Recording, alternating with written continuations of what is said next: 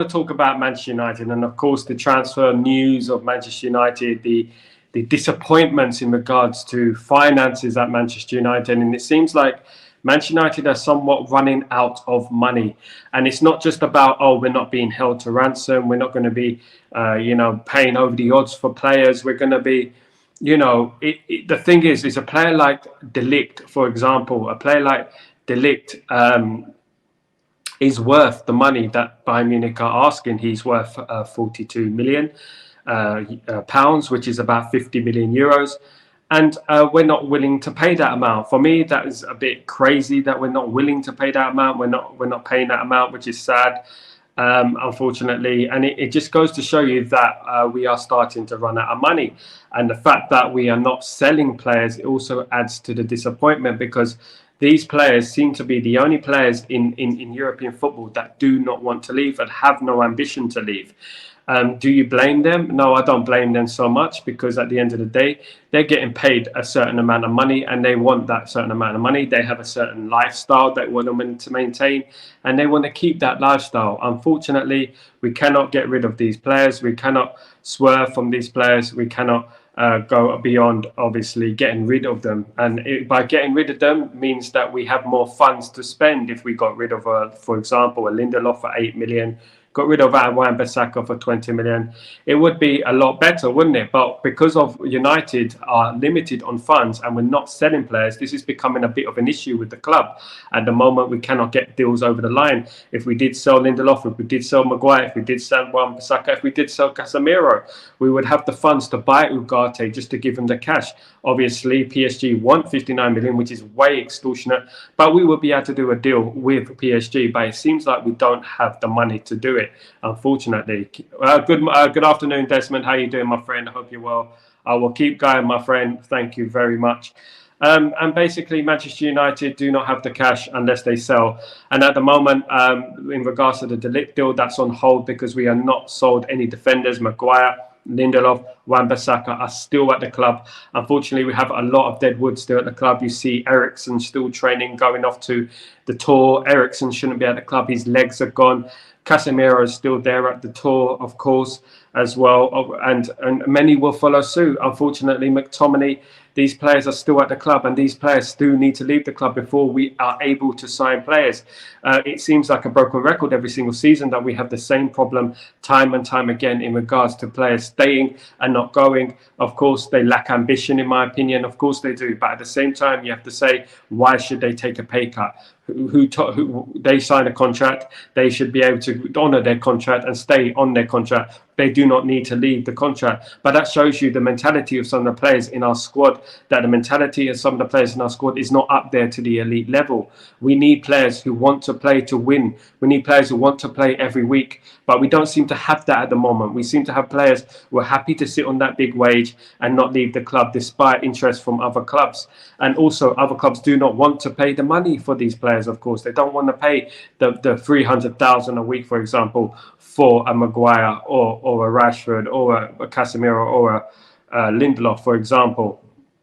Exactly, Desmond. So this is the problem with United we're having at the moment. We're having a big issue with offloading players, and this is obviously hampering our chances of signing a De Ligt, of signing Ugarte and others, of course.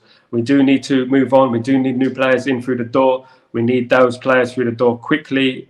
We need those players through the door sharpish. So basically, that's what I'm saying about that in regards to players don't want to leave, and basically the clubs don't have to accept our bids. Manchester United are moving on with instalment plans. Of course, they want to offer teams instalments instead of paying the full amount. Some clubs don't want that. Some clubs need the money now. Some clubs want the money to do their business, and they're not going to back down for anyone if we ask them to do installment deals, which is not going to happen, unfortunately. It just doesn't work like that anymore.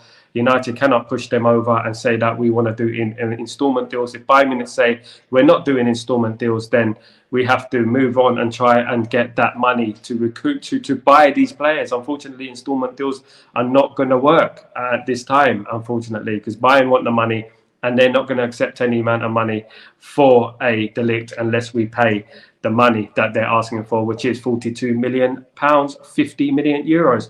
If, for example, De Ligt, though, is worth that money, how much do we want a 24-year-old experienced Dutch international?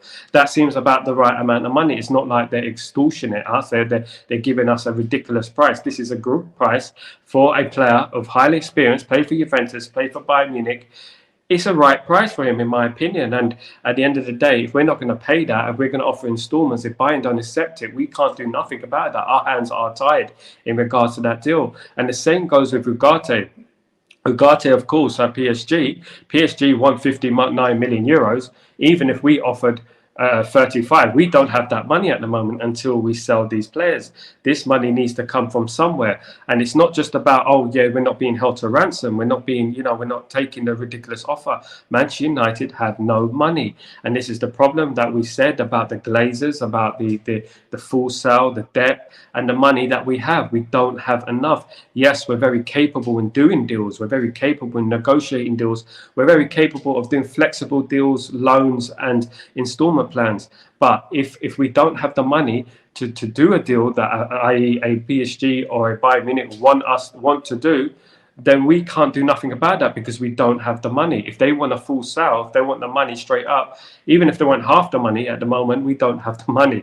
So Manchester United do need to offload some players. They do need to get rid of some players very, very quickly before they can start making moves for players, because at the end of the day, INEOS, hands are tired. They don't have the funds to finance these deals. Unfortunately, sadly for us, they don't. And unless we had a full sale, as I was advocating for a full sale, and debt cleared, it would have been great. But the Glazers do not want to leave. No matter who bought the club, full sale, no matter who would have paid the full amount, I wouldn't have minded as long as it was a full sale and the Glazers have gone. Of course, it is down to the Glazers, not so much INEOS. The Glazers are still there. They're still pulling the strings. They still own the majority. They're the ones who are the puppet masters in this whole situation, unfortunately. And with Manchester United, this is delaying our transfer activity. And of course, unless we sell players, we're not going to move very fast, unfortunately. Players are on high wages. Other teams don't want to pay those wages. So even if we agree a fee, they're not going to deal with those players for wages. And unfortunately, we have an environment within our squad that are okay with that. They're okay to sit on that wage. They're okay to sit on the bench. This is why I admire players like Kambwala, who were ready just to leave because they wanted to play. And these players have ambition. This is what ambition's about. We have too many players with poor ambitions, unfortunately, who are willing to stay on that money and sit on the bench until their contract runs out. A bit like Martial did. Maguire's doing it now. A couple of players are doing it now. Unfortunately, until some of these players leave, we cannot buy any more players. We have not sold enough players to, Jim Ratcliffe was saying, how many players we need to sell? 6 or 7 players in that list of players that we need to sell. You look at Aaron Wan-Bissaka, Lindelof, Maguire, Casemiro, McTominay, Anthony, Rashford, Pellistri, Medri, Shaw, Malacia, Sancho, Eriksen. That's a lot of players that we need to offload, in my opinion. No, not all of them are going to go. A lot of them are of course, going to stay, the ones I mentioned. But there's a huge chunk of players in that list that do need to go, unfortunately. But right now, it doesn't look like we're having any news about any more players are leaving. I mean, Greenwood has left, of course. He had to leave. He had too many issues going on. Of course, there was too many problems going on with regards to Mason Greenwood. And unfortunately, we had to get rid of him. But there are a number of other players that have been at our club a long time: Lindelof, Maguire, McTominay, who should be out the door, in my opinion, first. We cannot sell everyone, of course, and that's just the way the cookie crumbles in regards to that.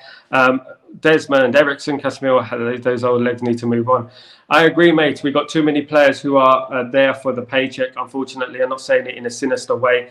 I'm just saying that their legs have run out, and we need to move on from those type of players. We need players who have energy, players who have ambition, and players who are enthusiastic to achieve things at this club. And we don't need players whose legs have run out, whose legs are about to fall off. Do you know what I'm saying? Running like a transformer all around the pitch. We don't need players like that. We need players who want to achieve things at the club. We need players who who are hungry to achieve things at the club. And at the moment, there's many players there who have a high wage, who do not want to leave. And do you blame them? Would you leave? It depends, doesn't it? It depends. Would you take a 50% pay cut to join a West Ham, to join a Fulham? When you're earning double at Manchester United, you're loving life at Manchester United, you're ready to go on tour to America, you're ready for all that lovely, sweet stuff.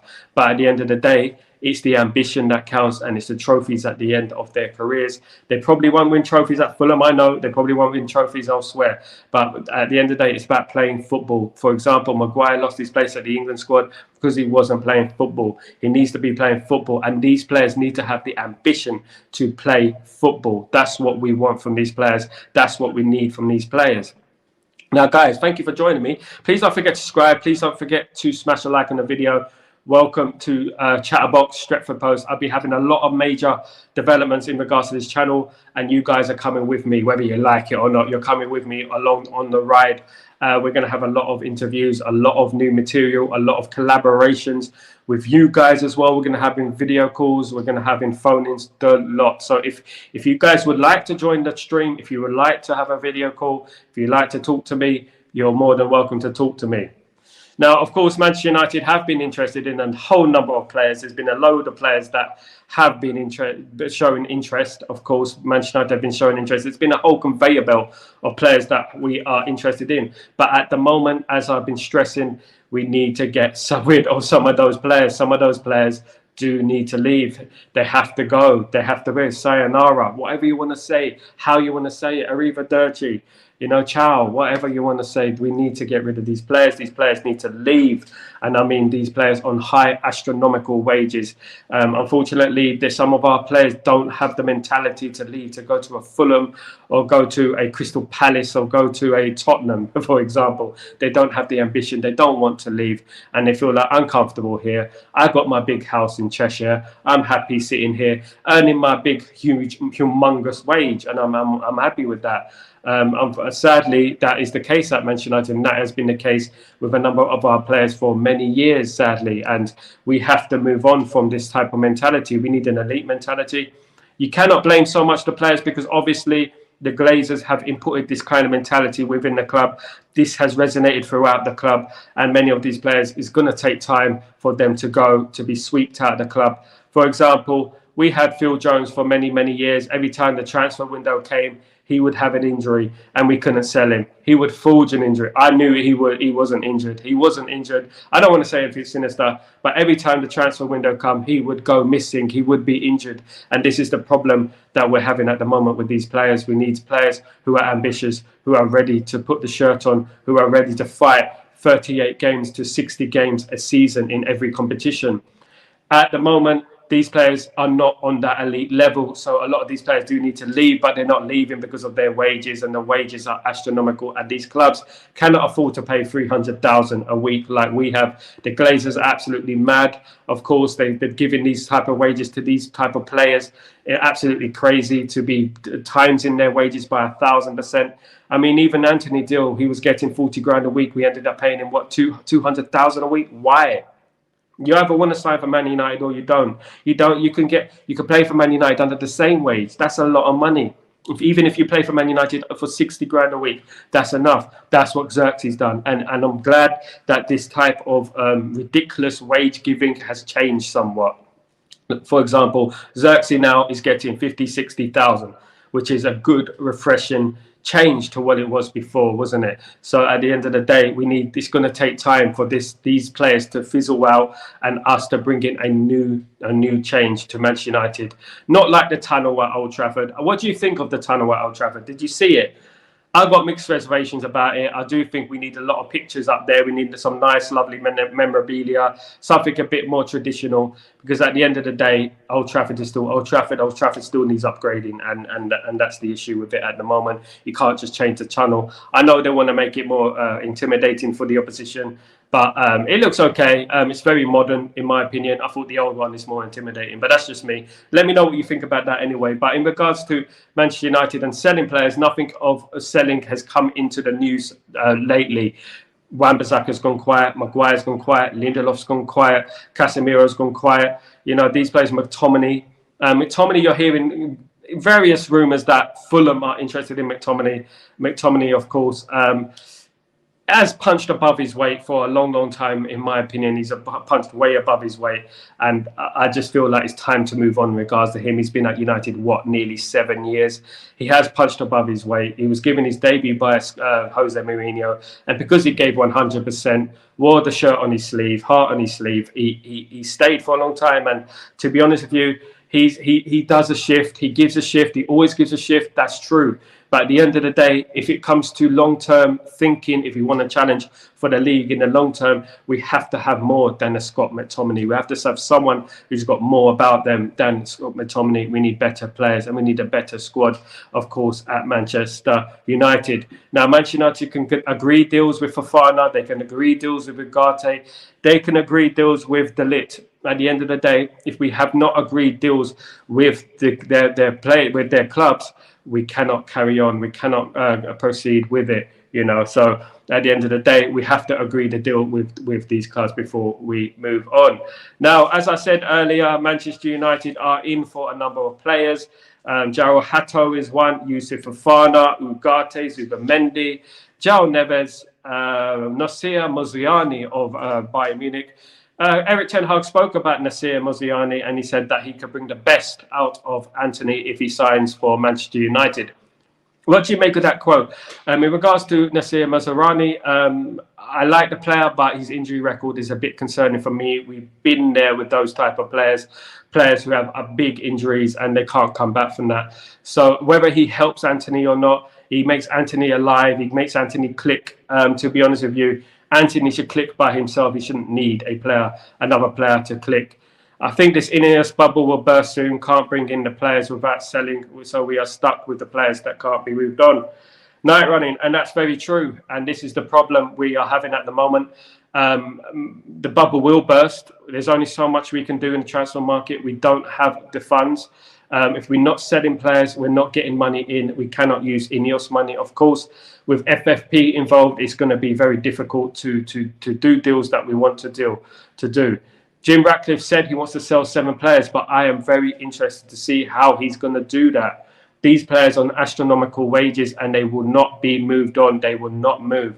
Unfortunately, they don't care. They just feel like they're going to sit there and they're just going to suck up the wage every single week and just give below par performances, because they're like, oh, I'm going to be going on the American tour soon. I'm going to relax, get my first class flight all the way to America and have a kick around with the lads. That's what it's like at Man United at the moment. We need players who are there to win, who are there to win titles. And it is proven that many of these players are not good enough to challenge long term for Manchester United in regards to top honours like the Champions League, like the Premier League title.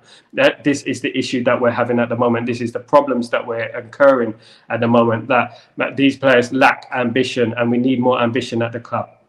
What do you think about that? What do you think about my comments there? Some may agree, some may disagree, but at the end of the day, the fact remains that we do need to sell players, and we do need money in the club to coming in to buy the players we want. This is why the Ugarte deal is stalling.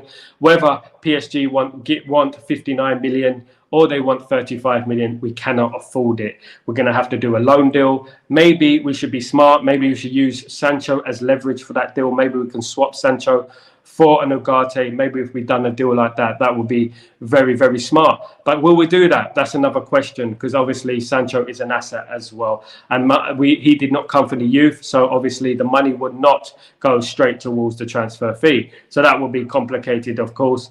PSG want João Neves. They want Manchester United to pay 70 million euros for Ugarte, which is about 59 million pounds, so that they can put the money towards João Neves, another target that we want, another target who we should be aiming for. We need to tell these players on this tour who are coming, look, you're staying at home. You're not going to be part of the tour. You're not part of the season this season. You will be on the bench. You will be in the reserves. You have to find another club. You surpass the requirements, and we should move on from there, in my opinion. Night reading. Let me just get this. Sorry, my apologies. I am reading that Ugarte deals of De Ligt stalling due to valuation. This is the problem. And night running. The De Ligt deal, the valuation is fine. I think 42 million for De Ligt is realistic. The guy is 24 years old. The guy has an full international, played for Juventus, played for Bayern Munich, a very, very good player. He just hasn't found his settled home yet in regards to club. I think 42 million is a very good price for him, even if we give him 40 million, and that is brilliant for a deal for a player of his age, of his experience. I think the biggest problem is that Manchester United do not have the funds. These players have agreed to come to Manchester United, you know. Ugarte has agreed personal terms, but maybe we should have thought about the price first, the price of agreeing a fee with PSG and agreeing a fee with Bayern Munich. Maybe we should have done that, and that would have been more smart, in my opinion. Maybe we could use Sancho as leverage. Maybe we could. Who knows? Maybe we will. We could reach a deal with a player swap and PSG or Bayern. Yeah, this is exactly right, Desmond. Exactly what I was saying. We need to use our heads somewhat and try and do the deals that we can offer them. Unfortunately, if Bayern Munich say no, we want cash, we don't want any more swap deals, or we don't want any more installments deals, we have to pay them the money. And if we can't pay the money, then you know what's going to happen. The deal's not going to go through, and we're not going to get the player. He'll probably go somewhere else. And this is the problem. We've got a credit card mentality at the moment where we want to pay in installments, and this is not going to work if a team does not want to play ball in regards to that. So a lot of these teams want cash. They want the full amount or even 50% of the amount. They don't want an installment plan over 5 years. So most of these teams want the money because they want to do deals themselves. They want the money in the bank so they can do deals themselves. And with Bayern Munich, with PSG, they're the type of teams that do want to do deals. They want to do deals quickly and efficiently, and they don't want to have to worry about finances just like that. Of course, Manchester United are also interested in Zubimendi. It's the same thing. Zubimendi will cost in the region of 40 million to 50 million euros. So at the end of the day, Manchester United have not got the money to do that deal.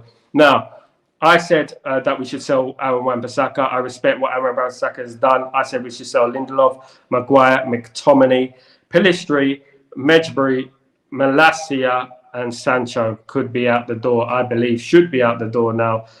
Maybe Malacia is one that I would say maybe give him one more season and let's see how it goes. I'm going to give Luke Shaw one more season as well. I think Luke Shaw has been hampered by injury, of course, but I believe he's a very good player. When he's on form, he's a very good player. When he's on it and he's fit, so I would give Shaw one more season. Jadon Sancho, I would use him as a bargain tool to get a player that we want. For example, an Ugarte, for example, a De Ligt. I don't know why we're not doing that right now. I believe Manchester United should be exploring those type of deals. Now, Ugarte has put in a transfer request, so this makes it incredibly awkward. When the player hands in a transfer request, it's just one way that this whole thing is going to go. It's going to go in the favour of the player, isn't it? So if Manchester United do not offer the money, it doesn't matter if we offer it or not. If we don't offer it, if he's unhappy or not, he's not going anywhere. And it's sad, and it's going to disrupt him as a player, and it's going to disrupt Bayern Munich, of course, and that will lead to him leaving the club anyway and going to another club. And God forbid he ends up going to a Man City or an Arsenal, for example. We don't want that to happen, of course. We never want that to happen. We want Ugarte. We wanted Ugarte. Ugarte is very close. Terms have been agreed. We need to hurry up with that recruitment guy who came in and start getting these players out of the club and start working on it and doing something about it, because we can't sit here twiddling our thumbs, of course. They want 50 though. They are not budging. They want 50 for De Ligt. Yeah, 50 million euros for De Ligt, and they're not budging. And I don't blame them for not budging, because that's a fair price for De Ligt. It is a fair price. 42 million pounds, 50 million euros is a fair price for De Ligt. What are we looking for? 20? He's 24 years old, a Dutch international, played for Juventus, played for Bayern Munich, extremely experienced, would add a lot to our squad. But if they want 50, we're going to have to pay 50. If we can't pay 50, we're going to have to offload some players. Or we're going to have to ask Bayern Munich if they want a Sancho, for example. Or they want Maguire. I'm not sure they're going to want Maguire, but if they want a Sancho, we can try and strike a deal with him and Bayern Munich, and that's what we should be doing. That's what we should be exploring, unless we basically loan the player with an obligation to buy, pay them a fee, and we go from there. Of course. So yeah, it is a tough one to think about at the moment. Let me have a look at this. Private chat. Tell me that. Okay, no problem. Yeah, so basically that is it. I'm going to have a special guest on my show today, good friend of mine. You may know him. You may know him. Basically, he is one of us, one of the community, and he will be joining me very, very shortly, and we'll be talking about this issue that Manchester United are struggling to get offload players, of course, and that is the subject of the day.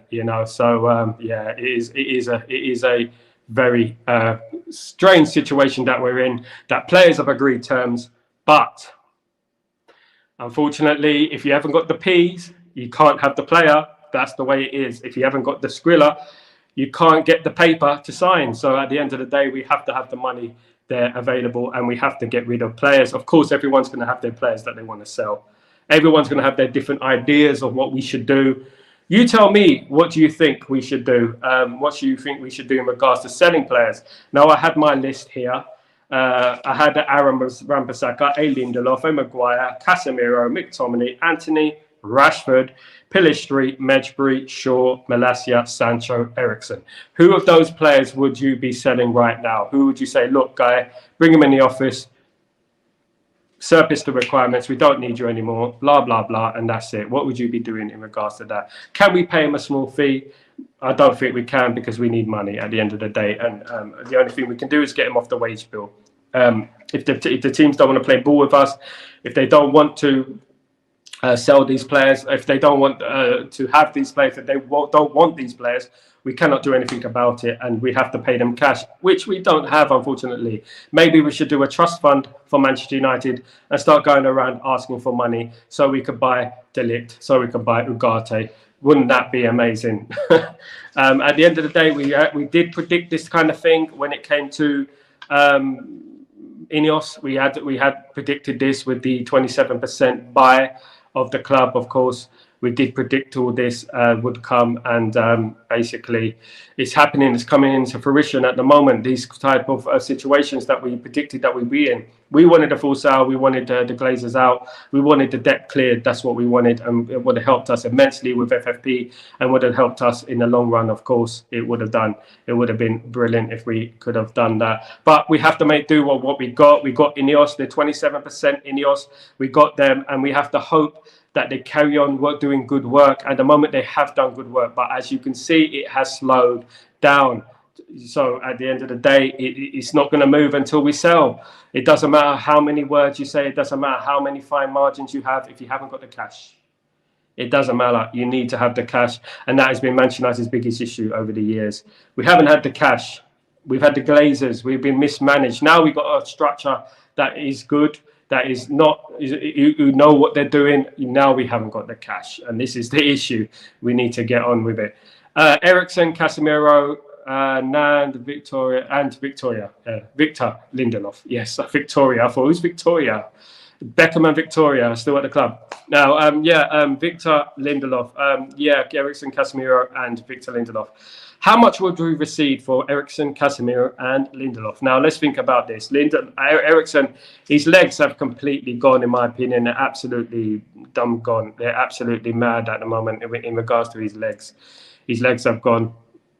And, so it's a problem with us and getting rid of him, and that is it, And we can't get rid of Eriksen. We can't get rid of Casemiro because of his wage, and his legs are gone as well. And Victor Lindelof, his legs are gone as well. So we got too many of these players, too many players that have really flattered to deceive in regards to last season, really look like they're off their rocker, they're off their legs are gone, and everything has gone in between. Whatnot. So at the end of the day, I meant Lindelof. Yeah, Lindelof needs to go. We need to get rid of these players. But the problem is, if these players say no, what do we do? Do we move on? Or just keep this squad, or do we just say, look, listen, you need to go, you're not going to play, you're staying at home, you're not coming to the tour? What do we do? Answers on a postcard, because at the end of the day, these players are going to say, look, I'm on this type of wage, I expect this type of wage, I expect this type of lifestyle, and this is the problem we're going to have, isn't it? They're going to be like, oh, I'm never going to leave. I'm not going to leave, because until my contract runs out, I will go. And that's what it's about. Unfortunately, that's the mentality of some of our players. And some in part of me thinks, do you blame them? That would you take half a pay to go to Fulham? You know, it's just one of them things that we have to try and suss out, and we have to try and work out. Unfortunately, sadly as it is, because it is slowing down our transfer activity, and you know we don't want our transfer activity to go too slow, of course. And anyway, in regards to other news, in regards to Manchester United, of course, there were quotes coming out from Erik ten Hag that it remains to be seen whether De Ligt will come. I know Matthias well, and I will not deny that. I wanted to sign him 2 years ago, but he was very far along joining Bayern. But believe it or not, his name did not come from me in the process at United. So they're basically saying, as I mentioned earlier, Unai Hoeneß, who is the Bayern Munich president, has said that he will end up going to United. At the moment, it's looking a bit bleak because of the money, but Ten Hag has basically said INEOS are the ones that scouted De Ligt and they wanted De Ligt. It was not him. Because there were many people saying, oh, it's another Dutch player. Oh, you know, Erik ten Hag only signs players he knows, blah, blah, blah. So that contradicts that, doesn't it? It contradicts that highly, doesn't it? So at the end of the day, this is what it is. This is what it is. And basically, it is a big mess at the moment. Hopefully it will get resolved, and hopefully we'll find a source of income so we can sign these players, and these players come through the door very, very soon and very, very quickly. Now, in regards to João Neves as well, Rui Costa, of course, you may know Rui Costa from Fiorentina, has said, in regards to João Neves' price, he said, I never said João Neves would leave, only for his release clause. So that claim are false. Those claims are false. So basically he said, I never just wanted him to leave for the release clause. So basically they will accept, good afternoon, Kingdom, how you doing? So basically they will accept a fee for João Neves. It doesn't necessarily have to be his release clause. What we can say in regards to João Neves is there is an offer on the table. I'm not going to say who it is, but there is an offer on the table, and that is from Rui Costa, Benfica president, of course. So there you go. Who is that offer from? I'm being positive. I'm saying that offer's from Manchester United. Who do you think that secret offer is from? Let's see who it is. Let's see. Hopefully it is Manchester United, and let's hope we get that through the door, definitely. And maybe we haven't got no money because we are going after João Neves as well, of course. So let's see what happens in regards to that. Let's see. It's an interesting quote from Rui Costa. João Neves I'm a big fan of João Neves. I think he's the future. I think he's a brilliant player, and I think he will be a brilliant player for years to come. And we need to get him to the club. Kingdom, please hit the like button, guys. Come on, United. Yes. Thank you, Kingdom. Big up yourself. Thank you so much for joining the stream. We're here every day. We're here hoping that we get some good news from Man United. And it seems like we're on the brink. We've agreed terms with certain players. We're just not agreed terms with the clubs, which is the problem at the moment. And Manchester United have to sell to buy. And this is the subject which has been today. And you guys have been talking me through it. Of course, it is a tough one to do because these players will not leave. Sadly, it is the mentality of some of these players who basically don't want to leave, and they just want to accept the money. They just want to accept the money, sit on their bums and stay at home or stay on the bench. And this is not the mentality we need at the club. And I've been saying it for a long time now.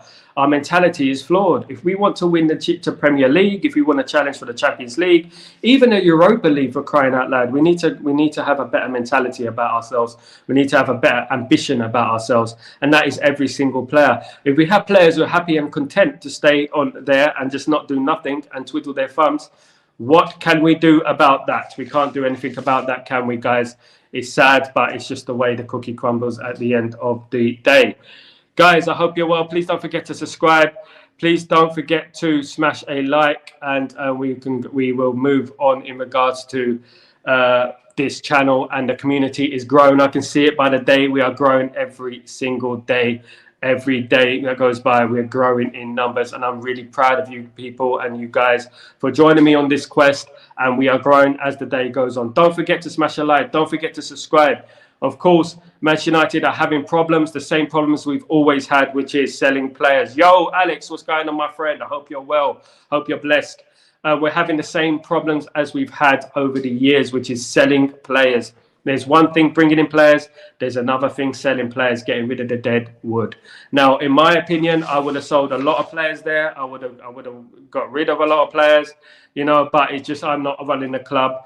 And, at the end of the day, it is a bit limbo at the moment. We are stuck in limbo in regards to selling players, because if players do not want to leave, I repeat, if players do not want to leave, how can we get rid of those players? Those players are like, I'm not moving to Fulham or Tottenham or wherever it may be, because I'm on this wage and I'm not accepting a 50% pay cut to leave. And that's the mentality of our players. Thank you, the Glazers, for inputting this mentality in the players. Of course, we have INEOS now. INEOS are limited. I did say that we needed a full sale to get the Glazers out of the club so we can move forward and absolutely kill the transfer market, completely smash it to the river, to smithereens. We have done better than most people in the transfer market so far, of course. But where we want to be, we have to do better. We still need more players, because our roof team, if we do only sign and one midfielder, we still have a McTominay. Casemiro's legs have gone. It's crazy who we still have at the club, and we need to move on from these players now. It's been too long. We need to move on, and we need new players in there. We need a new squad, and that includes some of your favourites. Some of my favourites will have to go. But of course, for example, Marcus Rashford. Who will pay 80 million for Marcus Rashford, and who will give him 350,000 a week? You tell me. Answers on a postcard. Tell me what's going on. Who will give him that type of money? No one will give someone like Marcus Rashford right now that type of money. The right time to have sold Rashford was the season before last, where he scored all those goals. But we held on to him, and we thought, you know what? He's good now, but we knew his inconsistencies. Don't be surprised if he turns up next season, half a season, down tools, turns up again, and then down tools for the rest of the season. And that's what's been the problem with Manchester United over the last few years. Of course, it's been a bit of a mad one, hasn't it? A bit crazy, hasn't it? So, guys, thank you so much for joining me. I hope to get my guest on very, very soon. Mark is in the house. He's coming in soon, of course. And basically, we'll hope to have him here. If not, guys, you are absolute legends. Please don't forget to smash the like. Please don't forget to subscribe. And can I ask you as well, please don't forget to cut the video, get your best bits, post it on YouTube, post it on TikTok, post it on Twitter as well. And I will repost it, and I will give you all a shout out on YouTube, on Twitter, on everywhere. I'll pull it as my short videos, and I'll give you guys the shout out for whoever does the video, and whoever does the best video as well, of course. Now, Manchester United have signed Euro, of course. I wanted to speak briefly about Euro. Euro has become Manchester United's 15th French player to play for Manchester United. Now, I'm going to go through the French players that played for Manchester United over the years. Can you remember every single one? Can you? Listen, I haven't revised this at all. I have not gone on Twitter. I have not gone on YouTube. I've not gone on Google. I have not said, look, my eyes are right with you. They're right with you. Look, I'm not saying nothing, but let's go through those French players. Let's see if we can get all the French players that have played for Manchester United on this stream. Can we do that? Do you think we can do that? Let's see if we could do that. Now, number one is obviously Eric Cantona. Eric Cantona, of course, legend for Manchester United. Eric Cantona is a legend. So that's one. Let me do a little circle on my paper. No, I'm not reading anything. You have to trust me. I'm testing my knowledge here, and you guys should be testing your knowledge as well. Eric Cantona is one. Apparently, there are 15. Apparently, I thought there were 12. But apparently, there are 15 players who came from France who played for Man United, who have played for Man United. Now, Eric Cantona from the 90s. So let's think about French players who played for Man United in the 90s. Eric Cantona. Who's another one? Let's see if you can help me in the chat. William Prunaire is another one. He was French, wasn't he? He played for Manchester United, of course, in the 90s as well. Had a terrible time. He had a terrible, terrible time, of course, playing for Manchester United. I'm trying to think of any more in the 90s that we had, any more French players that we had in the squad in the 90s. I don't think we had many. I think there was only two. I do believe there's nah. We signed Fabian Barthez, but we signed Fabian Barthez in 2000, didn't we? Evra is one. Thank you, Alex. Barthez is another. Silvestre, Zaha. Oh, Zaha's not French. Let me scribble that out. You can see he's English and Ivory Coast. Evra. Who's Banitze? Of course, we've got Eric Cantona. So we got 1, 2, 3, 4, 5, 6. We've got 6 French players at the moment. You said Eric Cantona. I said Eric Cantona. Zaha is from the Ivory Coast, my friend. Well played, Alex. Evra is right. Sylvester, you got right. Sylvester is right. Evra is right. Benitez. Oh, yeah, you mean Benitez. Barthez. You mean Barthez, don't you? Yeah, I've got Barthez. So that's 1, 2, 3, 4, 5, 6 French players that used to play for Manchester United. Who else played for Manchester United from France? Can you give me some answers? Can you give me... let me see.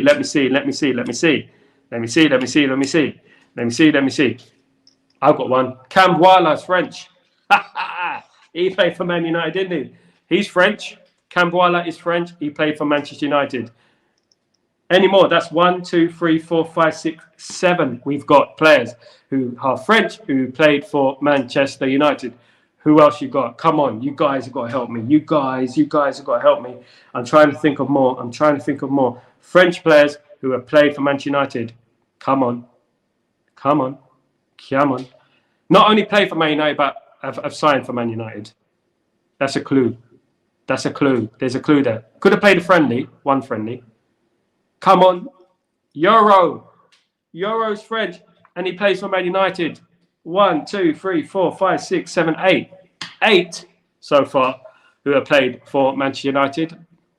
Of course, 8 French players who have played for Manchester United. Who else is there? I'm trying to think. Schneiderlin played for Man United, didn't he? Schneiderlin played for Man United. Zaha. Oh, Zaha.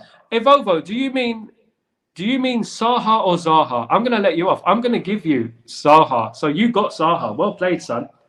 Well played. Martial, my goodness me. Did he play for Man United? It was a bit of a blur. I can't remember.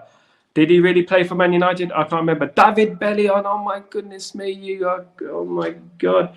You know, the funny thing about David Bellion is that he came when we were in the transition kind of thing, you know, and basically, yeah, I said Schneiderlin, mate. I said Schneiderlin. We got that one in, and we got how many? 1, 2, 3, 4, 5, 6, 7, 8, 9, 10, 11, 12. So apparently we've had 15. Obertan is another one. Mark, whenever you're ready to join the stream, let me know, brother. We're all up and running. Obertan is another one. Yeah. 1, 2, 3, 4, 5, 6, 7, 8, 9, 10, 11, 12, 13. I'm getting stuck now. I can't believe it. I'm trying to think of more French players who play. Evovo's just killing it right now, man. He's just killing it. Laurent Blanc. How can I forget Laurent Blanc? I'm really disappointed with myself. Paul Pogba. Mate, you got Google. You've definitely got Google. You've got Google. I'm convinced you've got Google, mate. Yeah, I've said Martial. 1, 2, 3, 4, 5, 6, 7, 8, 9, 10, 11, 12, 13, 14, 15. That's it. They're all the French players that have played for Man United. You haven't got any more. You've got no more. There was only 15, I believe. So that's all the French. You guys are amazing. That is brilliant. You see how anonymous Paul Pogba was? We didn't even know he played for Man United. One of our most expensive players of all time. Oh, goodness me. Definitely. Oh, I believe you, Volvo, but well done. That is good. That is elite ball knowledge, my guy. Thank you so much. That is very, very good. I wanted to see if you guys are on it today. I'm going to be doing that quiz quite a lot because at the end of the day, I need to think a little bit more. I'm a bit older than you guys probably, so I need to think a bit more. My brain don't work. I'm Windows 95 up here, so I have to process my answers. You guys are all sharp with the AI technology in your heads. I'm still loading here. Spectrum 128K over here in this mother. You know, so at the end, motherboard here. Yeah, this this old motherboard from Amstrad, you know, and I'm still trying to basically, I'm still processing the last question. So at the end of the day, that's how it works when you get older. Unfortunately, that's the way the cookie crumbles, mate. Unfortunately, definitely. Guys, you guys are absolute legends. At the end of the day, I cannot ask for any more from you, basically, and I'm absolutely impressed with you guys. Absolutely excited about you guys doing that thing. Now let's get my guest on. If I could get you on, if it works. He's still not here. He's still not here. We want Mark. We need a chant. We want Mark. So will we. So will we. As yesterday, those who know will know. So will we have Mark. We'll have Mark too. Mark. He's not in the house, so we're gonna have to move on. Unfortunately, I'm gonna be closing up shop now, and I'm gonna be actually going on my merry dance all the way back to getting my brain sorted out and etc. So, guys, you've been absolutely immense. It's been a fantastic show as usual. It's been brilliant having you guys here. So, guys, please don't forget to smash a like. Please don't forget to subscribe. I have a very, very special guest tomorrow. Actually, we might have some news here. We might have some news. It is breaking news. I'm here. He's here. The main man is here, all the way from Germany. No, it ain't Jurgen Klinsmann. Let me see. Who is it? There we go. It's Mark. Bang. What's going on, bro? Better late than never. What's going on? Let me turn this up. Next on packages. Oh, man. I know. I see you on a mix show just now, innit? So I know it's been a busy one for you. I finished the stream, some deliveries came, so I had to bring the packages up the stairs. There was a bunch of them, so I had too many, bro. So I was just. So why don't you just do a bank transfer? Why don't you just do a bank transfer? Well, I mean, it's actual physical packages, so I don't think the bank would have transferred that to my apartment. You know what I mean? But big up to everybody joining. Big up to you, Sal, for having me on as well. Thanks for coming on, man. Thanks for coming on. It's blessed to have you here. You know, you're only my second ever guest on this show since I restarted this channel. You're my second guest, so that is it. I've had Jason McAteer on here, so let's not talk about that. I had to cancel the show for a while. He's not liked. I had to go in hiding, move to Abu Dhabi. Yeah, so we're talking about basically Man United not about being able to afford the players that they want to afford. What are your opinions on that in regards to ins and outs and what Man United can do to override this problem that they're having at the moment in signing players? Well, there's like three things you have to pay attention to right now, guys. You know, one thing is the problem that we have with the players that, you know, of course, their value is not that high. Their wages are high. So that's the biggest problem, you know. But the most interesting thing is that the way INEOS have been moving so far in the market, you know, you can tell that they have a plan, and that plan involves two things. They're gonna pay for players on installments, right? The players that are coming in, they're all gonna be bought on installments. That's the end. You know, there's no splash for cash, no 80 million player that's gonna get a full payment today. So if people are expecting some of these deals to happen fast, we're kind of depending on the clubs to agree to allow us to pay them on terms. And that's why, you know, I think Marcel was open to that, really open to it, especially because of, I think they want to get one of our players in Hannibal, which you might be hearing about in a little while. But also because, you know, Bologna was also interested in doing business with us. You know what I mean? So those two things happened really quickly because, you know, we tell them, listen, this is the price you're getting from the other people. We're going to pay this much more, but we want to pay over the course of 3-4 years. So this is a problem for fans in the sense that like you and I, we are thinking we're stalling. You know what I mean? But every single morning, the reports in Germany is that Man United are locked in conversations and negotiations for De Ligt. Man United is locked in negotiations for Ugarte. We have already agreed personal terms with these two players. And if this transfer window is anything to go by, is the fact that once we have agreed personal terms with a player, it's more than likely he's coming to United. You know what I mean? And that's the funny bit, because we all heard we only had 50 million before June 30th. You know what I mean? But there was also reports that you would have probably heard about over the course of April, somewhere there, where if Sir Jim Ratcliffe deposited somewhere like 130 million pounds into the installment, then United would be allowed to spend money for the new fiscal year.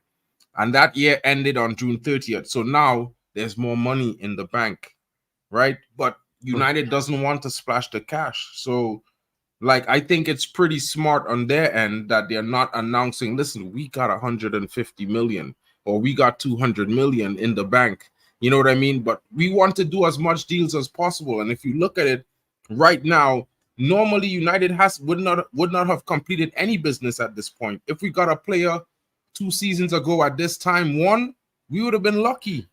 Yeah, and usually it's spot on. Absolutely spot on. I mean, since the Alex Ferguson days, it hasn't been like this. We haven't had players in early. I mean, it's been a long time since we've had a new player playing in the preseason friendly. For goodness sake, Euro, he's only been there a few days. He's playing in the preseason friendly.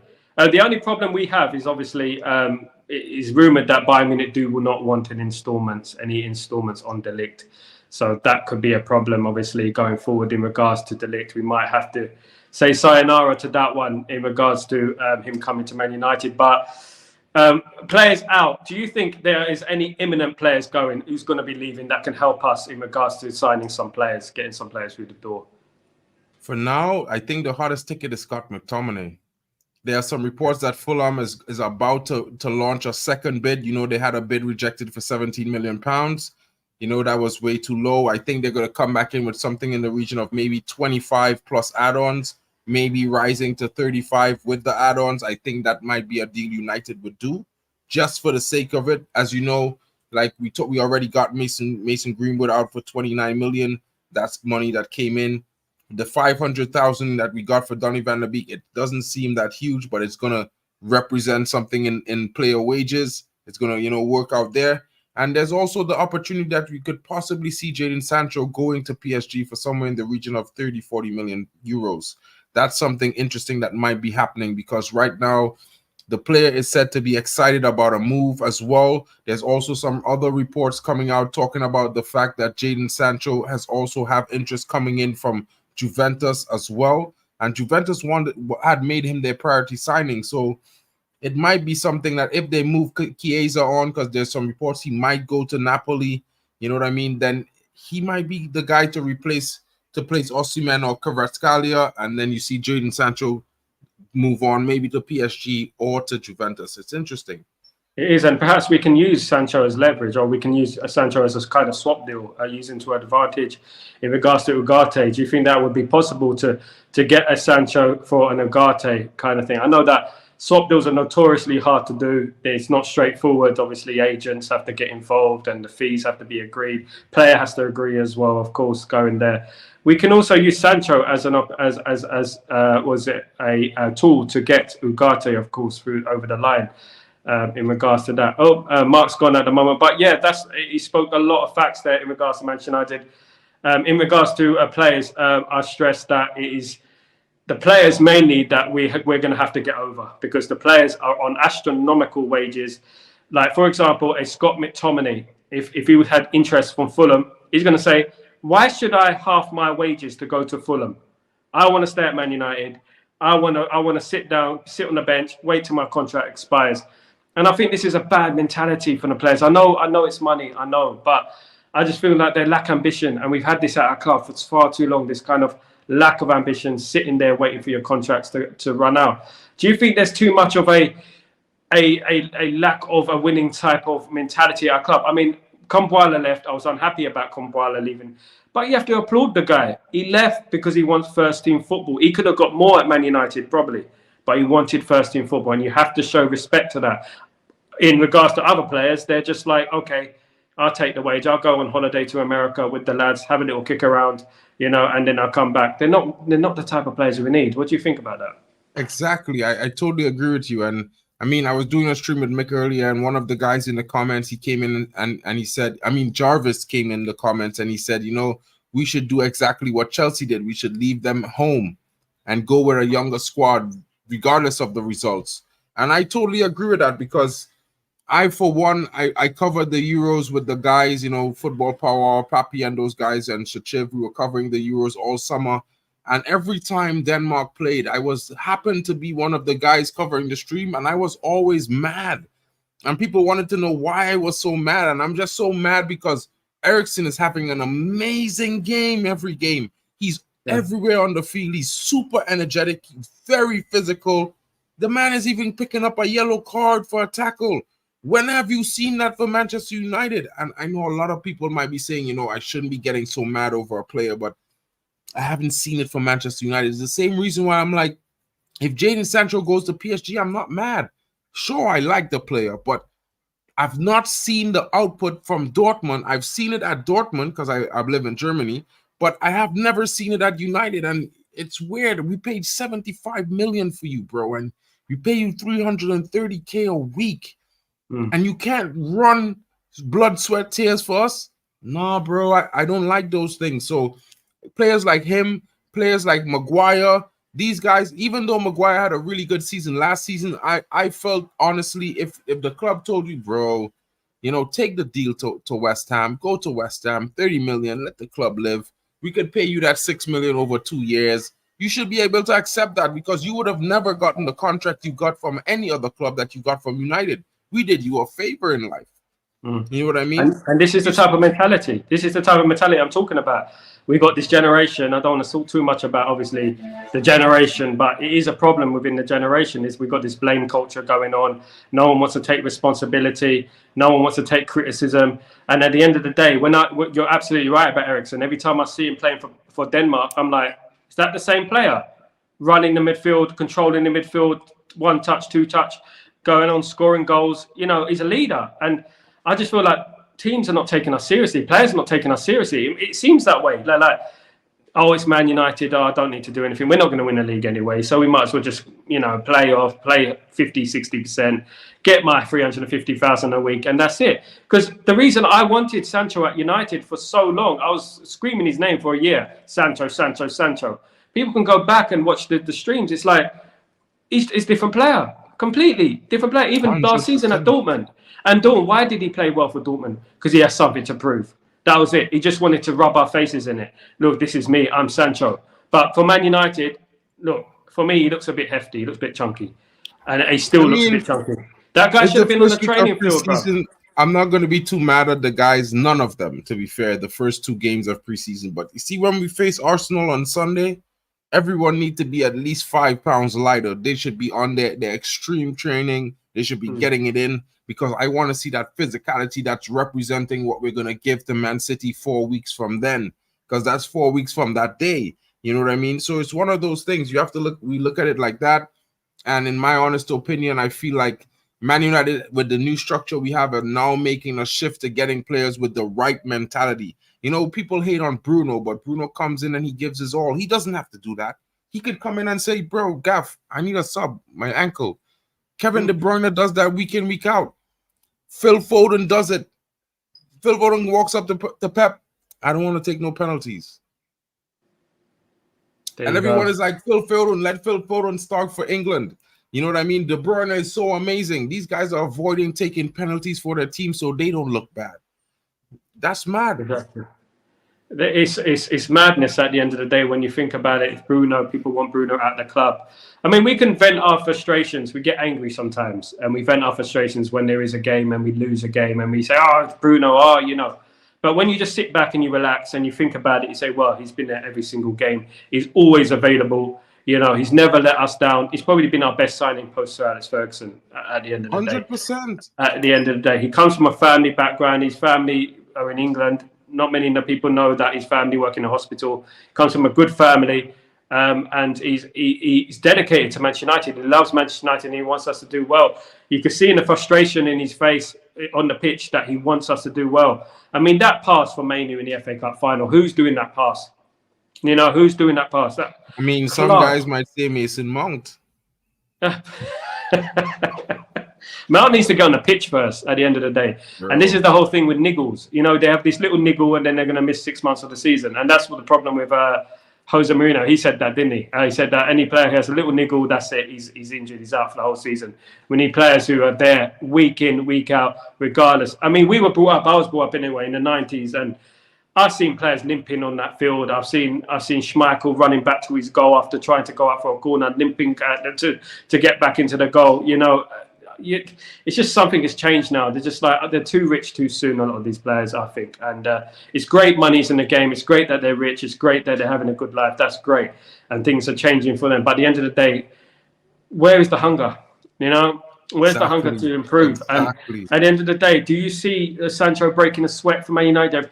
I had a season ticket in 09-10, and when Evra went off the pitch, when Patrice Evra was walking off the pitch, you would see this sweat dripping from his head, from his face, dripping. Literally, the guy was sick. Evra though, but Dwight York, I remember Dwight York, Players were sick on the pitch. Paul Scholes, Beckham, Ronaldo, bro, you could name it. I could name players. Probably I could name 50 players I've seen in my life play for United that when they walk off that pitch, that should stick to the chest because it sticks to them. With sweat. And you know when we're 1-0 down, you know what it's like.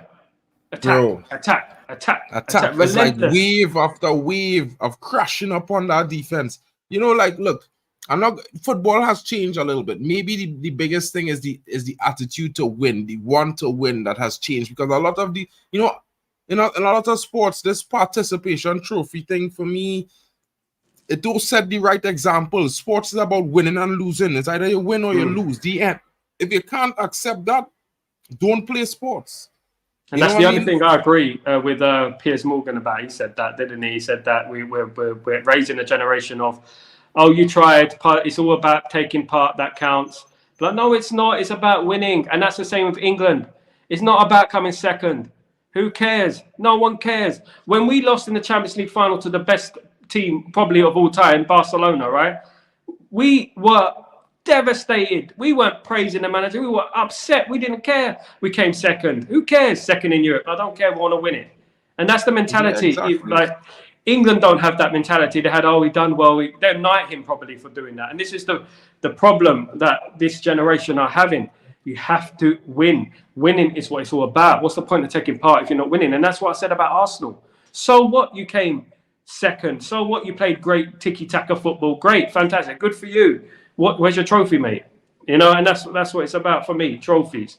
And Arsenal, they feel like, they're getting giddy again this season. Of course, they're going to feel like they're going to win the league next season, but they haven't got it. And if you haven't got the winning mentality on lifting trophies, Ten Hag has done better than Arteta. He's done better. He's won trophies. 100%. That's what it matters. That's all matters, mate. Look, the whole argument with Ten Hag and Arteta, I don't really take part in it because I don't think it's a real argument to be fair with, because Arteta had 5.5 seasons already. 5.5. He's won an FA Cup with a squad that he doesn't have today. You know what I mean? There may be like 3 or 4. There may be 3 or 4 players that in that squad today that was in that squad that won the league. Not only that, he's signed 37 players. So that means every single season since then, he's had constant new players come into the squad to rotate out the players he didn't want until they built that new squad. Now they built that new squad, and in the last 2 seasons, they've added to the squad. They've competed for top 4. They've came second twice. My biggest problem is they're still unable to compete on multiple fronts. They make the silly excuse in football now where, the FA Cup is not a trophy. The Carabao Cup is a small cup. It's a Mickey Mouse Cup. You know what I mean? The UCL, we weren't going to win it anyway. Man City, they called it a glorified cup competition. One of the Arsenal fans on one of the other channels. They called the Champions League a glorified cup competition. Can you believe that? One of the biggest trophies in it, because they haven't won it. They never won anything in Europe, so let me be honest, they don't have that pedigree. They don't know what this to sit at the table as a European winner. They don't have that. You know, big clubs like United fought so hard for years in the earlys to bring that competition from nowhere to where it is today. We, as fans, know what the Europe means. We lost a whole team over this competition because the Premier League didn't want to give us the playing game. You know, they wanted to be like, no, it had to be back by a certain time, otherwise exactly. No, everybody wants Europe when they never put the sacrifice in like United. Now that's cool and all. Hats off to them. Let's share it around because we didn't do this to be selfish. We did this to pioneer the thing, you know. So let me be real. But the biggest disappointment to me is talking to fans online, talking to fans anyway, and someone telling me that winning a cup like the FA Cup is no big deal. Like, are you crazy? That's the oldest cup in English football, bro. Are you mad? Are you mad, bro? It's Like, madness. There's that only is four. How madness. many trophies? 4 trophies to play for. Was it the Four, Premier League, the League Cup, and the FA Cup? Three trophies to three, play for, and the Champions League in Europe, of course. But in England, four. there's only 3 main trophies There's to only play for. three. And you know, the biggest thing for me with that is that I think it's delusional. I think it's something they do to satiate the fact that they are jealous or they are disappointed Yeah. or they don't want to feel like they've lost. You know what I mean? It's just a coping mechanism, because the reality of it all is that if it is not important, then don't compete. Do not play FA Cup games. Forfeit the first game. Don't play any games. Forfeit the Carabao Cup games. Yes. Right? And just focus on the league, because if that's the only thing that judges that your team is a good team, just play Premier League. Don't play FA Cup. You know, and you know, a lot of these fans that will say that, they know they wouldn't want their team to do that. You know what I mean? But that's in effect what you want. So basically, Arsenal should just say, you know what? From the beginning of the season, we've been FA Cup, we've been Carabao Cup. If we don't win all the games in the group stage, let's bend the Champions League as well and just focus on the league, because the league is all that's important. And let's win the league. But you know, if they finish second again, far less. And I'm going to say this now: if they finish below United this season and they don't sack Arteta, brother, they should never speak on United's name ever again. The end. They shouldn't even Because speak on our name anyway, because you spat a lot of facts there in regards to Manchester United, and you've hit the history as well. And that's what's important. You see, you know, a real United fan when they start speaking about the history, about what we did for the Champions League, what we did in 1958 when those players died. You know, how many European Cup trophies would we have right now with that? People do not understand how many great players, the great Duncan Edwards, of course, Blanchflower, all these players who played for Manchester United, people don't understand how good they were. We were going to win another few Champions League. We were going to go on a Real Madrid run back then. And people don't understand the sacrifice we made. And we still won the Champions League 10 years later. You know, we still won it before an Arsenal won it. You know, despite what happened, despite the adversity. And Manchester United went through this adversity for some guy, you know, a gobshite to say that Manchester United, you know, it's a glorified cup competition, this Champions League, blah, blah, blah. Arsenal are so jealous of United, and even they admit it, a lot of them on other channels, they admit that Manchester United, there's a lot of fans are jealous of Manchester United. You look at Arteta, and you look how he's destroying the youth team there. He's not bringing any youth. Yeah, and there's Smith Rowe, of course, who didn't get a chance. There's a young lad, Chido Obi Martin, who's coming to Manchester United now. Another brilliant young player who's going to be coming to Manchester United as well.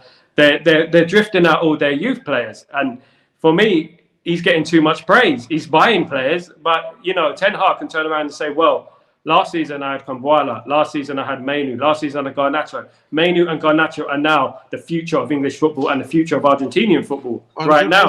You know, because of Eric Ten Hag." Holland had a bad Euros, guys. And a lot of people, I just watch it, you know, and I was like, people don't see the hard work that he put in that Danish team. And of course, he didn't score goals, and that's what we go and judge him by, which is fair, right?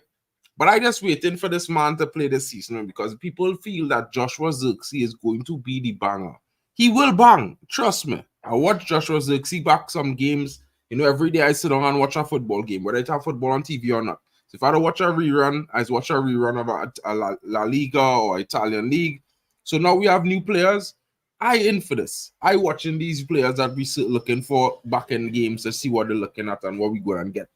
And let me tell you something, guys. Man, them not ready this season, because you're looking at a team that going to have a full fit squad, at least to start the season, when we didn't have that last season. That at least is 5 to 10 more points already added to our tally at the end of the season. Now, Højlund had his first season, he scored 15 goals in all competitions, contributed 15 contributions, all competitions. That's really good.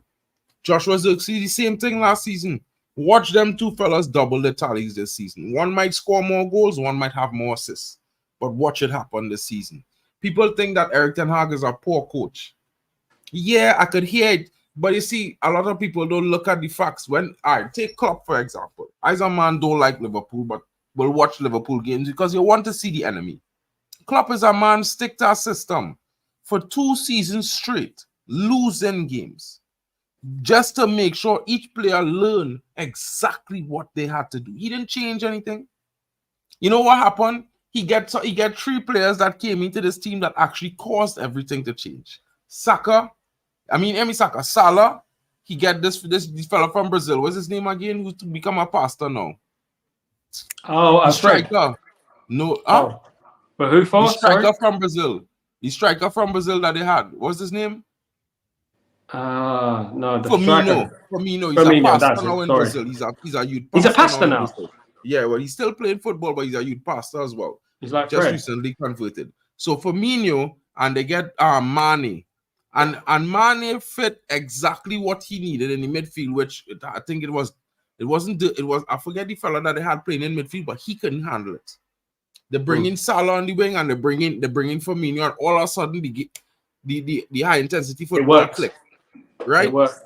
3 players, change everything for them. And they already had Van Dijk this season before that. So I look at it like, calm down, United fans. We had a poor season, of course, but you have to remember, we were a team playing counter-attack football for 5-6 seasons before. You cannot expect a player who playing counter-attack all his life to suddenly play attacking expansive football. It's 2 different things. It might look easy from above, but when a player have to remember, hey, I can't make this particular run. This run not going to happen as soon as I would normally make it. It's changed things. It's dynamic. Timing is everything, and chemistry is a huge thing for a team. Remember, it's a team sport. You can have 11 stars, and they have no chemistry and still lose to a team that probably have 1 star. You know what I mean? Perfect example is Francesco Totti at Roma. Beat people bad with big teams like Juventus. And Francesco Totti alone was the only world-class player Roma had for like a whole 2 or 3 seasons. You know what I mean? So Look at it like this. United is going to make a comeback. I can't say we're going to win the league, but we are definitely going to improve in a drastic fashion. You could see some little flashes of it in the preseason, but at the end of the day, preseason is about form. Now, the most important thing, look at the additions coming into the team. What Ugarte could possibly offer. What Euro will offer. Right? Then look at the Lit coming in. When you look at and you realize that Europa League is a league, we need 2 by 2. You need to be able to rotate 2 defenders every week, two midfielders every week, a striker every week. Because why?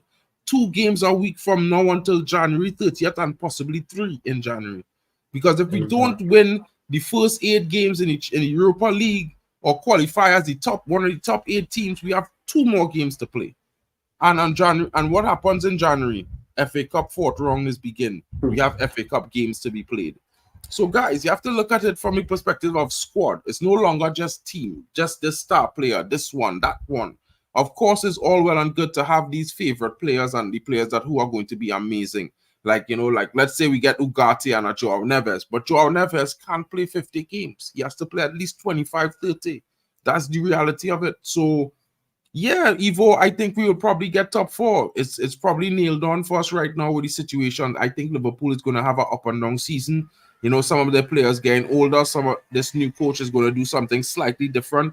They're going to have some mistakes in them. Chelsea, they had a strong finish last season, but the biggest problem is the sack Poch. People might hate Poch, but guys, what Poch did at Chelsea last season, man, them don't know. Man, they them sacked him at the wrong time. Bro. Man, them don't know, They bring in 20 youth men who never play in the Premier League before and put them with 3 or 4 fellas in a team who played there before. Imagine that and expect to get top 4. Poch was doing an amazing job. The biggest problem is that team was always set up to fail. Yeah. You can't But he did the same at Spurs. Like he did exactly the same at Spurs. It took him time. And then he got on playing football. Bro. They sacked him at the wrong time, bro. I would have been more worried about Chelsea if Poch was their coach this season. Maresca will do a good job. I don't know him. I think he will do a good job, but Chelsea will lose a lot of games this season, probably more than last season. Trust me on that one. What I mean? That Enzo situation might not do anything. A lot of people talking about the Enzo situation will break the squad and all that kind of thing. Bro, let me tell you something. In a team, you don't always like your teammates. The one thing is always know is who is do the best job when you get them the ball in a certain situation. And that's how it is on a team. It's not about liking everybody sometimes. I think that's a little bit of a pipe dream, but at the end of the day, it is what it is. And That's exactly, you spat exact the gospel there, brother. You spat the gospel. At the end of the day, what I feel like is that the fan base were more interested in, a section of the fan base were more interested in their egos than the actual football team, and opinion than the actual football team, and what the mitigating circumstances. A lot of these fans, so-called fans, exposed themselves. They went too early in regards to celebrating the Ten Hag sacking a week before, with the posters of Michael Jordan, etc. All this stuff was going out, and some of the disrespectful things I heard in regards to the manager, and a lot of them had egg on their faces, and now then they're not going to change their tune. So whenever Man United lose a game, even if it's a pre-season friendly, they're going to jump and they're going to start again. They're going to rewind and start again in regards to it. They're not going to stop because their egos have been hurt. And sadly, we have this in our fan base. We have this ego trip in regards to my opinion's right, you're wrong, rah, rah, rah. I mean, I used to sit there on the Manchester United forum writing comments about Darren Fletcher, how Darren Fletcher is overrated, how this, that. Before Twitter came around, and I was proven wrong. He was a good player for Man United in what he did for Man United, breaking up the play. And he was very instrumental in us doing well, and probably would have won the Champions League if he played in that final. You know, there you go. And that's football. You know, we're not always right. We're not always going to get it right. But unfortunately, we've got a generation that think they are right. They're not looking at the situations, the cards that were dealt, you know, last season. In regards to Ten Hag needs a statue for what he's had to deal with. For goodness me. Bro, 40 odd years I've been supporting this club. You know, I'm not saying this just because I supported Ten Hag. You know, I wanted Ole out. I wanted Jose Mourinho out. But I wanted Jose out, and I wanted Ole Gunnar Solskjaer out because I couldn't see us progressing under those managers. With Erik Ten Hag, I can see something, bringing through the youth, playing a style. And the people should have seen that in the FA Cup final. A lot of them are just ignoring that, the tactical masterclass that he gave. You know, people are just ignoring that. If that was Gareth Southgate, Man United would have lost that game. Simple as that. Man United, he gave a tactical masterclass, and let's face it, he scored Pep Guardiola in that game. And 100%. And people need to move on now, and people need to support their team and support the manager. Exactly. Mark, I'm meant to be joining Mix Channel right now. Do you know that? So, brother. Wait, no, bro, it was an hour before. Yeah, he said 3 p.m. English time. Yeah, that was 3 p.m. my time, Eastern European time. That was an hour before your stream. Really? Yeah. Nah. I'm telling you, bro, because he mentioned it I'm in Italy. when I was live, and I was like, bro, I think you made a mistake when you told him that you should have told, because he was thinking 3 p.m. He was thinking later on. Because, yeah, he mentioned it live. I don't know if Danny be in the chat, but yeah, he mentioned it live. He was like, Sal was supposed to be here. There's no stream.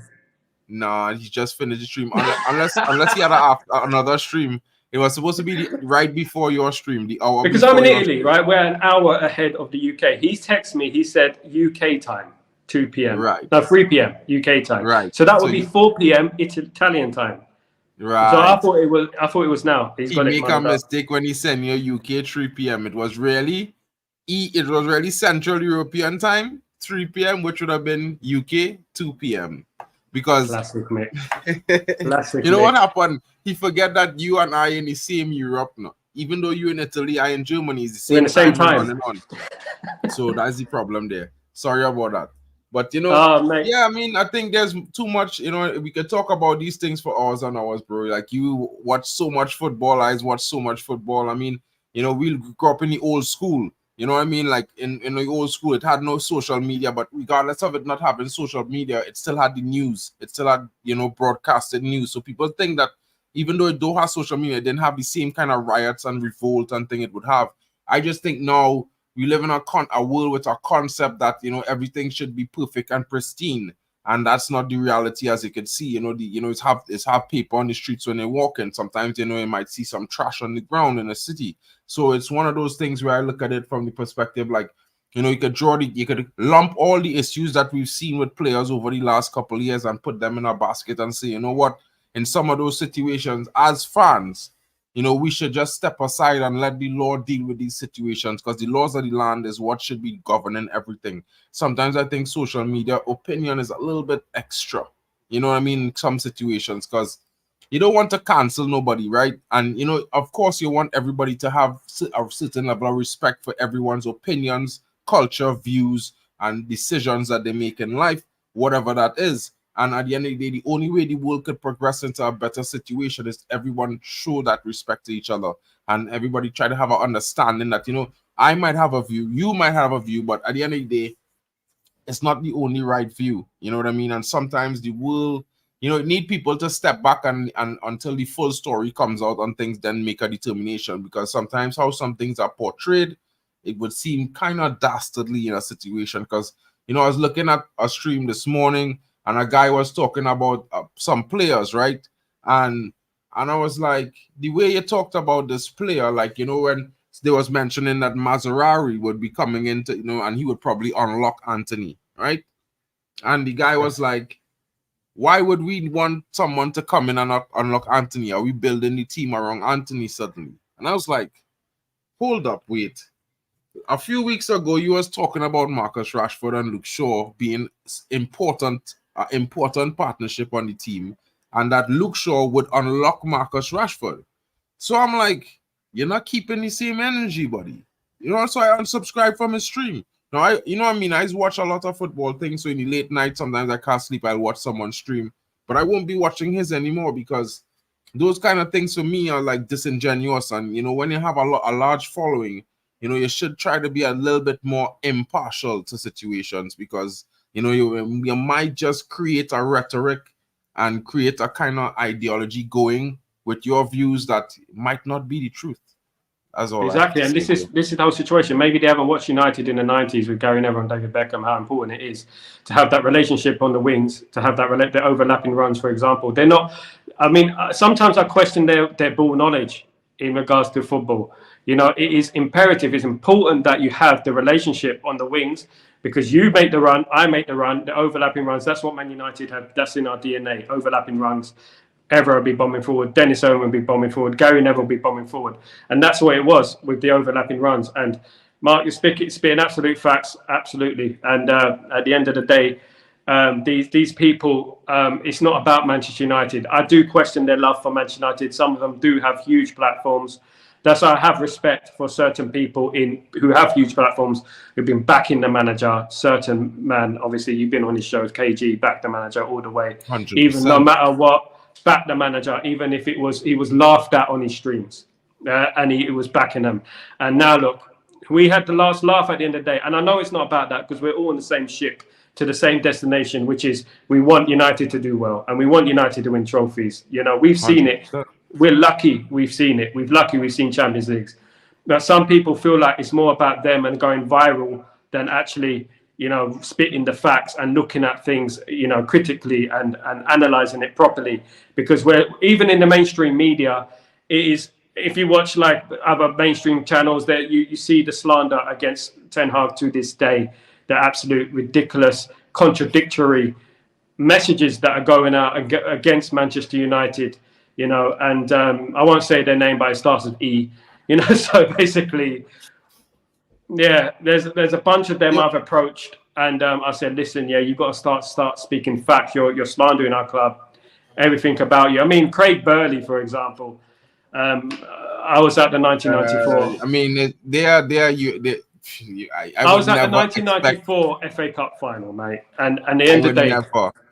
ESPN me, never, bro. They hate us, and it's so obvious. And this is the barrage of criticism that Ten Hag has had to have. This is just an example of the media barrage that was on Ten Hag's back, the contradictions that they would give to Eddie Howe Abaye. But Ten Hag, everything is his fault. Everything is his fault. You know, they'll blame him for global warming. They'll blame him for everything. They'll blame him. It's Ten Hag's fault.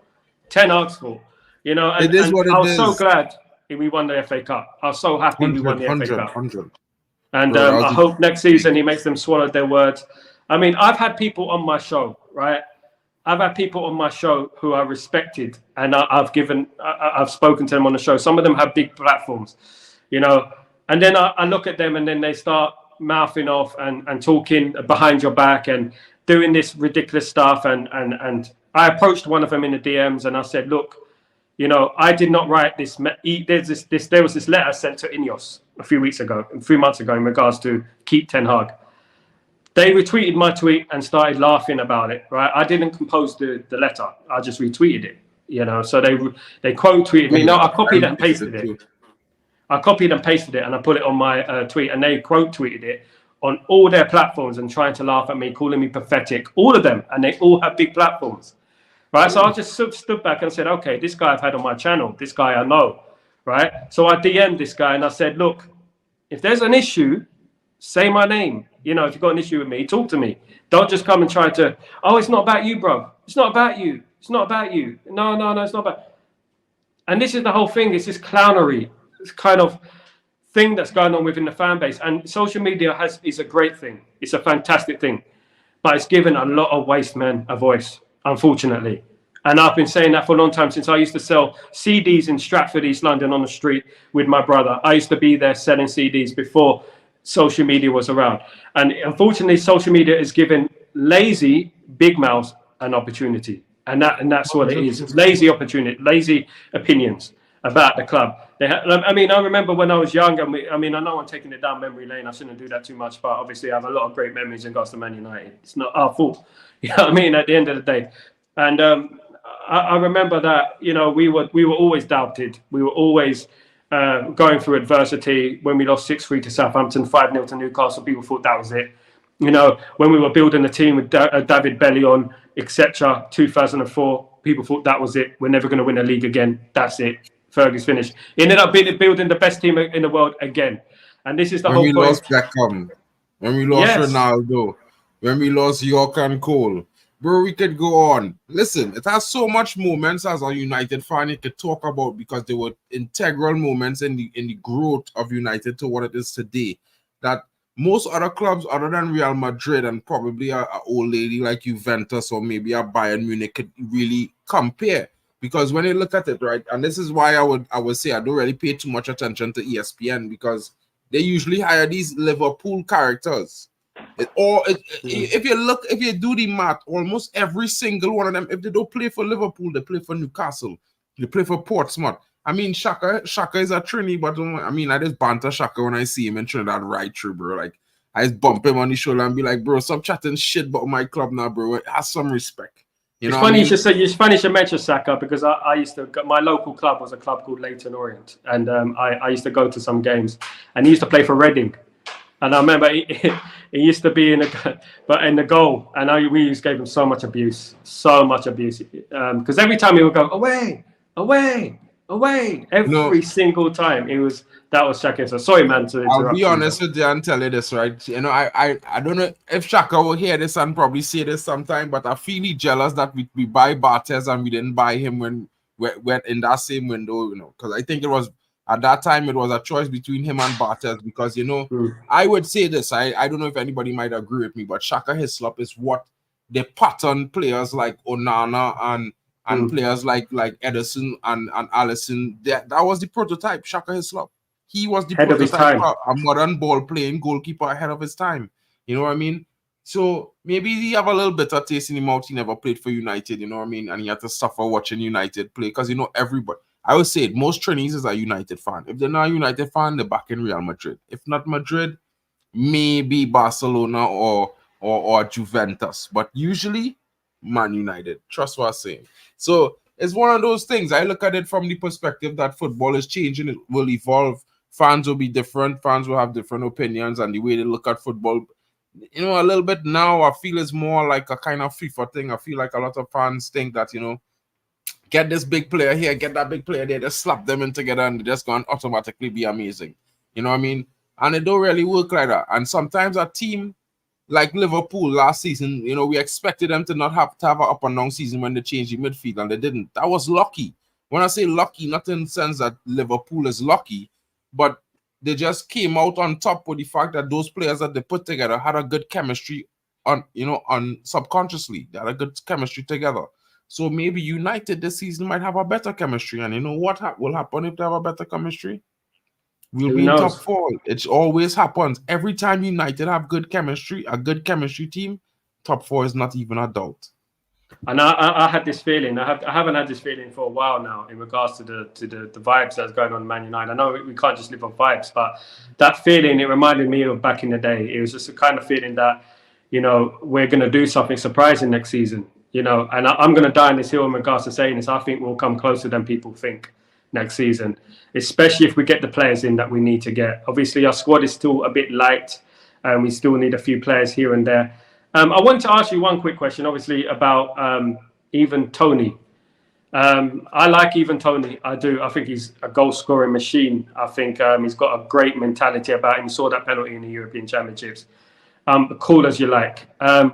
He's also got a personality I like. You know, he don't take any crap. I know he's been done in for sinister things, whatever. But would you be happy if United went for even Tony? Do you think that he's not a priority at the moment? Well, okay, I will answer it in a twofold way. I kind of have to go after, but sorry about that, bro. That's okay. I would say this. One, I would take Ivan Toney to United in the sense that I think he offer that kind of big Billy Bollocks type of mentality that you're talking about. I don't give a shit. I will score goals. I have to score goals, and he can do it. You know what I mean? The only problem with me and Ivan Toney is, honestly, I think that if we bring him to the club right now in this moment, someone has to hold bench. Will he be willing to hold bench, or will that upset the apple cart? Now, we could sit here and say that Højlund could definitely hold bench, but we cannot sit here and say that we for sure guarantee that he's not going to have an evolution in his playing style this season. He could turn up a 20 goal striker this season, and you don't even know it. You know what I mean? So this is the only thing I would say. Like, in my honest opinion, I would tell you, Højlund is not wearing the number 9, bro. That's going to Xerxes. Højlund is wearing number 11, bro. I know the United stand has told people that Højlund is wearing the number 9, but I would say when the season starts, Xerxes would probably be wearing the number 9, my bro. You know what I mean? So I would just say it like this. I think I would take him. At the end of the day, I believe that all players, no matter which player is, you have to fight for your spot. It's not given to you. No matter if you was the best player last season, you still have to fight. So if he comes in, he brings that competition, he brings some experience into the team. But at 29 years old, 40 million pounds, it depends on the wage structure and stuff. So if they bring him in for a decent fee and everything, give him some bonuses that if he does wonders, he gets a big payout. Good, all is well and good. And fantastic. That's brilliant. That's brilliant, Mark. Thanks so much for having me on, guys. No problem. Tell me where I can find you, man. Where can everyone find you? Oh, well, you can find me here because I'll probably try to join Sal anytime he invites me once a week, maybe to be on the Chatterbox because, I like to talk. But you can find me on Mark and MUFC Fan at any time you want, or you can find me on MUFC Realist TV.